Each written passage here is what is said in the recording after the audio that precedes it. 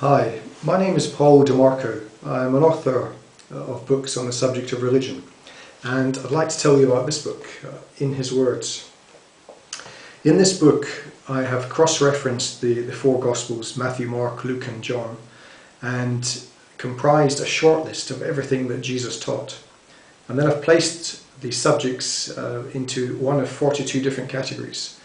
So these range from, say, heaven to hell, from transubstantiation to baptism, from taxation to the drinking of wine, marriage, divorce, prophecy, prayer, etc. And after each of the teachings I've placed a commentary. Also in the book I have outlined all the different miracles that were worked by Jesus and analysed these scientifically. Now these miracles are incredibly important because they provide valuable evidence to support Jesus being the Son of God. If we look at what Jesus himself said, he said, "Do not believe me unless I do what my Father does. But if I do it, even though you do not believe me, believe the evidence of the miracles, that you may know and understand that the Father is in me and I in the Father." And it wasn't just the Gospel writers that describe these wondrous acts performed by Jesus. If you look at what Josephus wrote, Josephus was a historian from antiquity. He was born in 37 CE, so just a few years after Jesus died. And he wrote, "About this time there lived Jesus, a wise man, if indeed one ought to call him a man, for he was one who performed surprising deeds."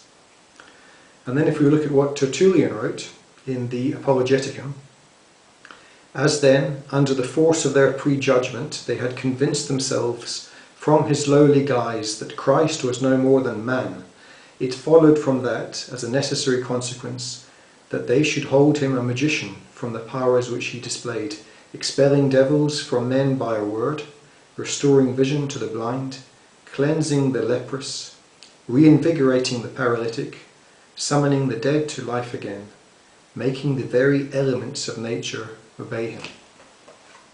So I've covered all the miracles from the first one that we have recorded, which was the miracle of the conversion of water into wine. Between 450 and 690 litres of water was converted into wine at the wedding feast at Cana. It's quite interesting that the Eastern Orthodox Church believed that Simon the Zealot was the bridegroom at that wedding. The feeding of the 5,000 is covered, which is fascinating. In fact, it was probably more like the feeding of between 15 and 20,000, if you include women and children who were present. And that was from 5 loaves of bread and 2 small fish. And also the miracle of the raising of at least 3 people to life, the most important of which was Lazarus, who'd been dead in the tomb for 4 days. And it was this final miracle that prompted the 69 Great Sanhedrin to make the decision that Jesus had to be put to death. They said, if we allow him to continue working these miracles, then everyone will believe in him. That just shows how startling the miracles were. But the book is also peppered with historical facts and background information which you will find interesting. For instance, are you aware that John, of all the Gospel writers, was the only one to use Roman chronology, which is the same method that we use today? Whereas Matthew, Mark and Luke, they used Jewish chronology, in which the period of the day was split up into 3-hour chunks called watches and hours. And we know this is true because in John's Gospel there's a record of a 7th hour. And this is when the son of a Roman official was healed. The Roman official saw Jesus in Capernaum and he begged him to heal his son. And when he inquired as to what time of day the son was healed, it was at the 7th hour. Now the 7th hour does not exist in the Jewish chronology, in the Jewish day. And this also explains why there's a discrepancy between the Gospel writers of the timing of the events on the day of the crucifixion. Did you know that the church was persecuted for an accumulated total of 129 years by the Roman Empire, up until 313 CE, when Constantine and Licinius, the 2 emperors of the Roman Empire at the time, signed the Edict of Milan. And then just 11 years later, in 324 CE, Constantine became the sole ruler of the Roman Empire, and he even adopted Christianity as his own religion. Another fact is that the pool of Siloam, that's where Jesus met a man who had been crippled for 38 years.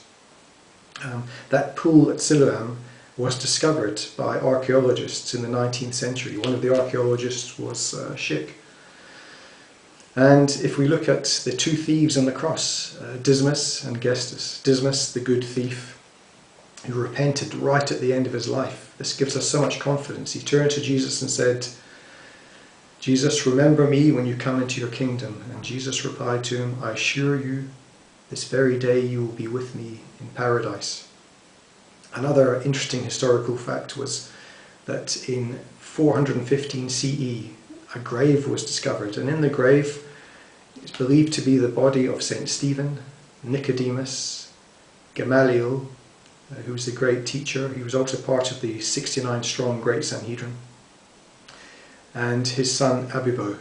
Now Gamaliel, he was the man, the teacher of law that taught St. Paul, and he converted to Christianity with his son Abibo.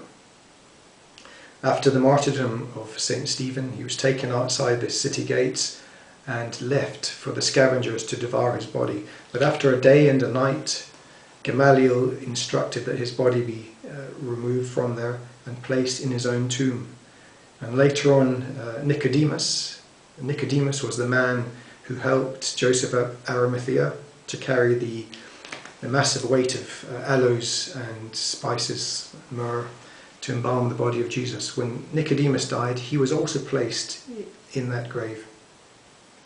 And finally, when Gamaliel himself died, he was placed there, and also his son, Abibo. Anyway, I think you'll find the book interesting. If you get the chance, get a copy. Thank you very much.